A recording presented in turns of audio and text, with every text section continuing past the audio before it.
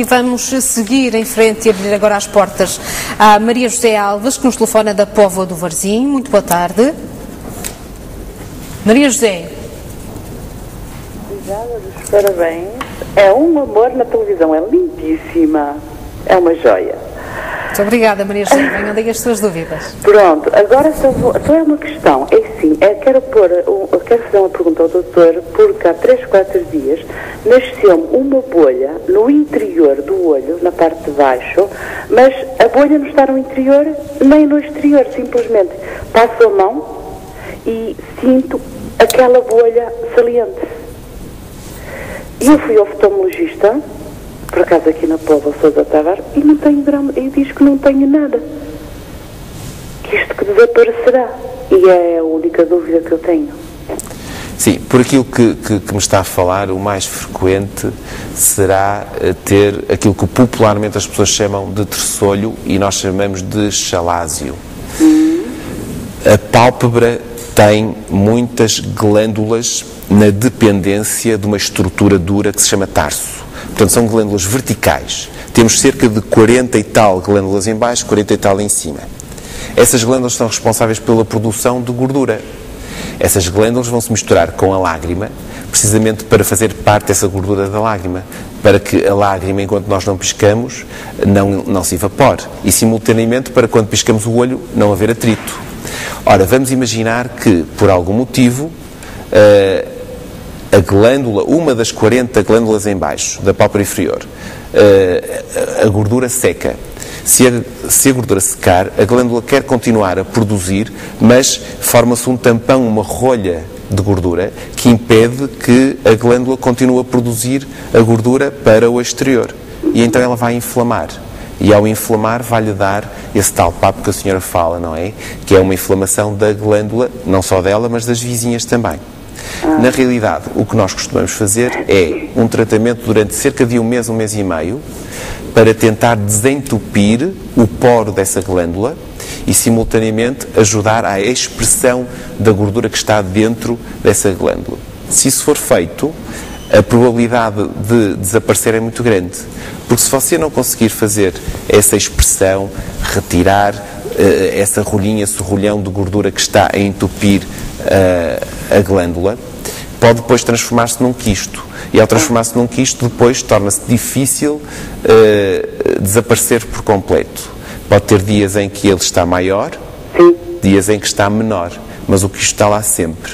E depois podemos, caso isso incomode muito, retirar esse quisto, indo por dentro da pálpebra e fazer uma pequena incisão e retirar esse quisto fora. Mas se você, o que eu aconselhava era fazer um tratamento durante um mês e meio para tentar, com esse tratamento médico, resolver essa situação. Então você o que pode fazer é, com pressas, com água morna, quente, mas sem queimar o olho, pôr em cima do seu olho e fazer durante 10 minutos calor úmido, para tentar derreter todas essas gorduras que estão nos poros das pálpebras. De seguida, limpar a raiz das pálpebras. Depois, uma pomada com um bocadinho de corticoide, pôr essa pomada na zona em que está inflamada e tentar, de baixo para cima, tentar espremer esse papinho, de tal maneira que um dia um bocado de gordura saia cá para fora. E então continuar a fazer esse tratamento sempre. Pelo menos 3 vezes por dia, se fosse possível. É difícil, mas pelo menos 3 vezes por dia era o ideal, durante cerca de um mês, e vai ver que isso resolve. Está bem, Maria José? Muito bem, obrigadíssima pela explicação. Obrigada, explicou muito bem, muito obrigada. Obrigada pela sua Parabéns participação. pelo programa. Muito obrigada, Maria José. Vamos seguir agora com um telespectador, neste caso, o Rui Filipe, que nos telefona do Barreiro. Muito boa tarde. Boa tarde, Ana Carla. Bem-vindo. Também muito boa tarde. Qual é a sua questão, Rui? Olha, eu ia pôr uma questão, isto também é rápido, só queria que o doutor me explicasse uma coisa. E há coisa de uns 6, 7 anos, eu ia a andar e fez-me assim um feixe, que eles chamam flasco, no lado direito, no olho direito. Mais tarde, passados um mês, deu-me no olho esquerdo. Entretanto, fui ao oftalmologista, disse-me que era o vítreo partido, ou salvo erro, mais ou menos, uma coisa assim. Vítreo partido. Operado, ou rachado, uma coisa assim. E a luz entrava e fazia isso. Mais tarde, depois aconselharam-me a usar uns óculos, que são os óculos que lentes que mudam de cor quando há luz solar e tal, e eu tenho andado com os óculos, mas eu estou a olhar para aí para a televisão e estou a ver o canal bem direto, desporto, tem letras grandes, canal e direto vê-se perfeitamente bem, vê-se sem óculos perfeitamente bem. E então, o que eu digo é o seguinte, também já não considero usar óculos progressivos. E também, na consulta que fiz à doutora há coisa de 6 meses, ela detectou-me uma coisa depois de olhar aos olhos que diz que tinha no olho esquerdo, como é que se chama, uma grande escavações. E eu disse, perguntei-lhe o que era, ele disse que devia ser a tensão ocular alta. A tensão estava a 19, 18, num olho e no outro, e então a partir daí comecei a pôr umas gotas que é o Saflotan. Pronto, ponho essas gotas e vai nada. Eu pergunto se isto é perigoso, se eu venho a cegar por causa disso, eu até vez estou a ver bem, por enquanto, se aqueles flashes, se é do vidro partido, se isso posso andar sem óculos, ou tenho mesmo que andar com óculos.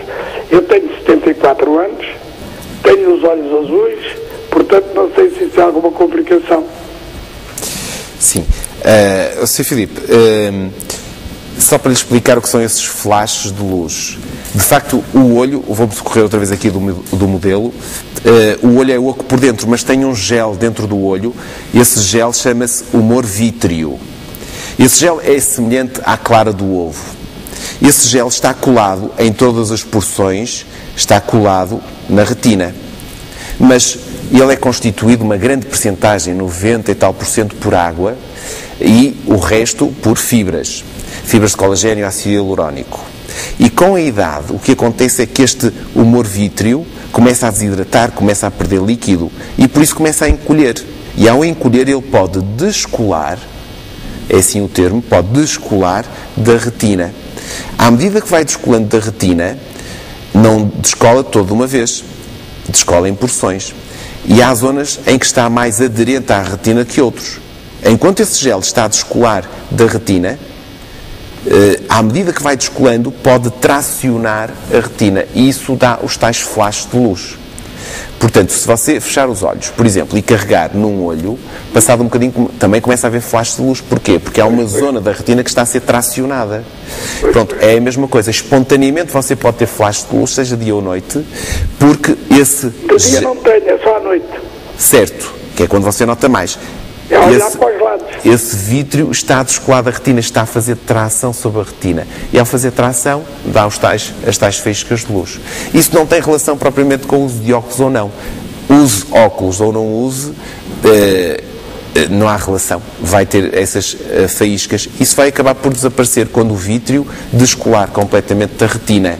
Era importante, era que o colega, mas você já foi um oftalmologista, visse muito bem a periferia da sua retina, porque às vezes há zonas da retina mais fracas e se o vítreo, se esse gel chegar a essas zonas, começar a descolar e essas zonas da retina estiverem mais frágeis, pode descolar e provocar um descolamento de retina. Portanto, é importante ser vigiado nesse aspecto. Depois falou-me nas escavações. As escavações são zonas do nervo óptico. O nervo óptico é como um cabo de eletricidade, mas na zona central tem uma zona oca que permite a passagem dos vasos da retina. Ora, essa zona oca nós chamamos de escavação. Perante essa escavação, se ela for muito grande, em comparação com o diâmetro total do nervo óptico, sabemos que provavelmente terá havido uma perda da camada de fibras nervosas.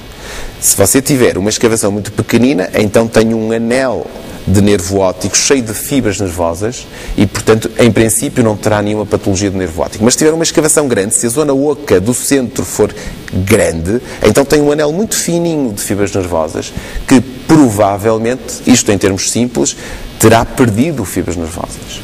Simultaneamente, mediu-lhe a tensão intraocular e fez muito bem.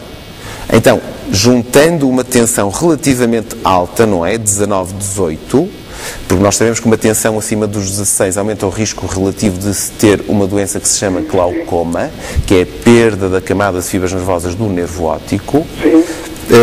Com como reparou que tinha uma tensão relativamente elevada, 19, 18, reparou na sua escavação, se calhar perguntou-lhe se na sua família, mãe, pai, irmãos, avós, tios, alguém tinha glaucoma na família, história familiar.